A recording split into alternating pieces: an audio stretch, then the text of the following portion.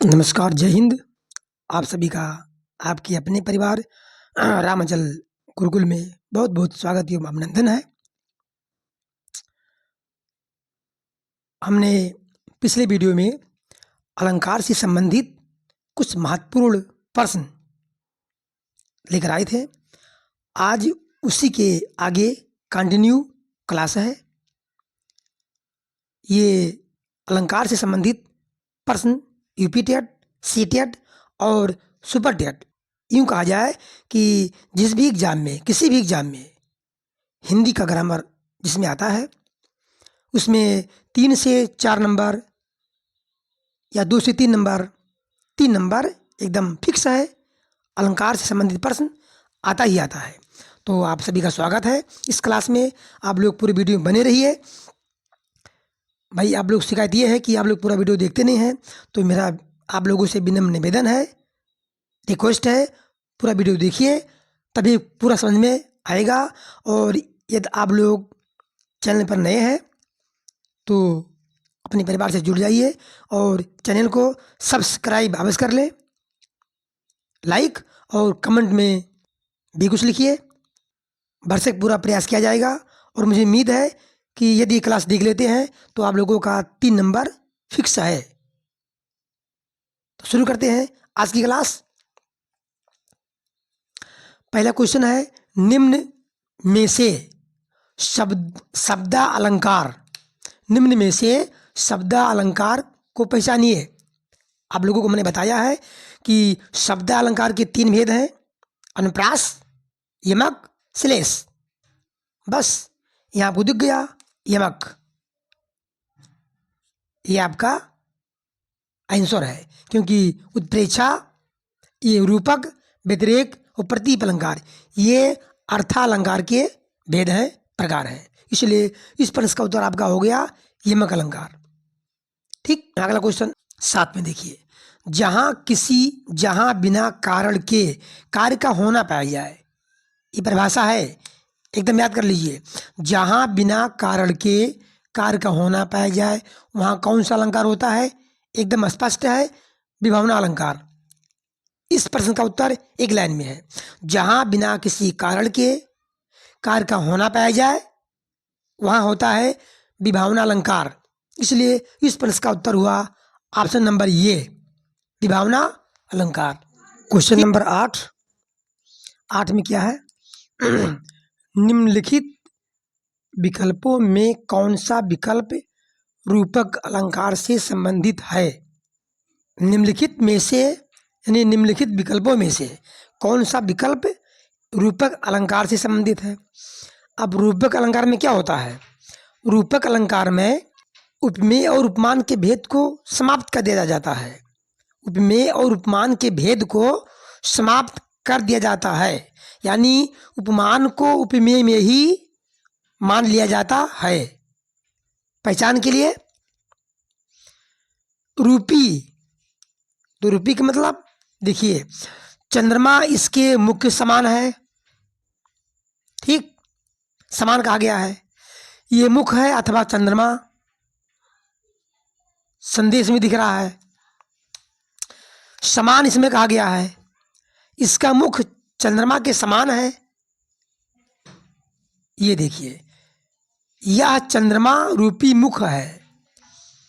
यह होता है रूपक अलंकार का एग्जाम्पल, क्योंकि इसमें उपमान को उपमेय में ही मान लिया जाता है। क्या कहा गया है? ये चंद्रमा रूपी मुख है, यानी मुख को क्या मान लिया गया है? चंद्रमा ही मान लिया गया है। तो ऐसी जगहों पर क्या होता है? रूपक अलंकार। ध्यान दीजिए कि जहां उपमेय और उपमान के भेद को समाप्त कर दिया जाए, यानी उपमेय को उपमान में ही मान लिया जाता है, वहां होता है क्या? रूपक अलंकार। अब देखिए अगला क्वेश्चन, अगला है प्रश्न नंबर 9 में क्या है? तरन तनुजा तट तमाल तरुवर बहुछाये में कौन सा अलंकार है? अब देखिए, पहला अक्षर ता ता ता ता ता, या तो पहला अक्षर हो बार बार आवृत्ति हो या फिर अंतिम अक्षर बार बार आवृत्ति हो, वहाँ होता है अनुप्रास अलंकार। यानी अक्षरों की आवृत्ति बार बार होने से, वर्ण की आवृत्ति बार बार होने से क्या होता है? अनुप्रास अलंकार। मुझे उम्मीद है कि आप लोग समझ पा रहे हैं। तो इसका होगा अनुप्रास। ऑप्शन नंबर ये इज राइट। 9 में क्या है? प्रश्न नंबर 9 में क्या है? नवल सुंदर श्याम शरीर की, सजल नीरद सी कल क्रांति थी। अब देखिए इसमें सी दिया गया है। सी नीरद सी या सा हो, सी हो, सो हो, से हो, वहाँ क्या होता है? उपमा अलंकार। ये पहचान है। उपमा क्या होता है? उपमा अलंकार में क्या होता है? इसमें होता है कि किसी व्यक्ति अथवा वस्तु की चमत्कारपूर्ण समानता की जाए। कहने का मतलब है कोई व्यक्ति हो या फिर कोई वस्तु हो, इन दोनों की समानता की जाए। देखिए नीरद सी, इसके माने होता है सजल नीरद। नीरद माने होता है बादल। कैसा बादल? सजल, जल के सहित। उसकी क्या कही जा रही है? तुलना की जा रही है, समानता दिखाई जा रहा है। किससे?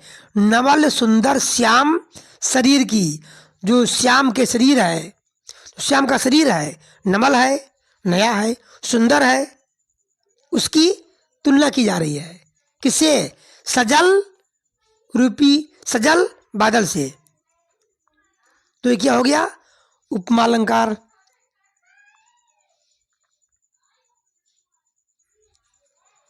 ठीक। तो आज की क्लास यहीं समाप्त होती है। हमने कुल मिलाकर के 1 2 3 4 5 प्रश्न लिए हैं।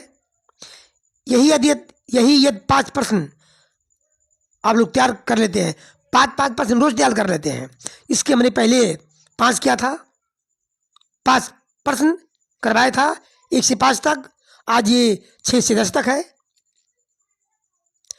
आप लोग कहेंगे तो प्रश्नों की संख्या हम बढ़ा सकते हैं, ताकि जो भी पढ़ो, जो भी क्लास में पढ़ाया जाए, उसको आप लोग याद कर लीजिए, याद हो जाए, समझ में आ जाए, तभी उस क्लास का फायदा होगा कि जो हमने क्लास में पढ़ा वो याद हो गया। तो मुझे उम्मीद है आप लोगों को ये अलंकार के 5 प्रश्न आज एकदम ढंग से समझ में आ गया होगा। पूरा वीडियो देखने के लिए धन्यवाद। फिर मिलेंगे अगले वीडियो में। तब तक के लिए जय हिंद, वंदे मातरम, राधे राधे। आप लोग मेहनत से पढ़ाई करते रहिए, सफलता एक दिन अवश्य मिलेगी। राधे राधे, जय हिंद।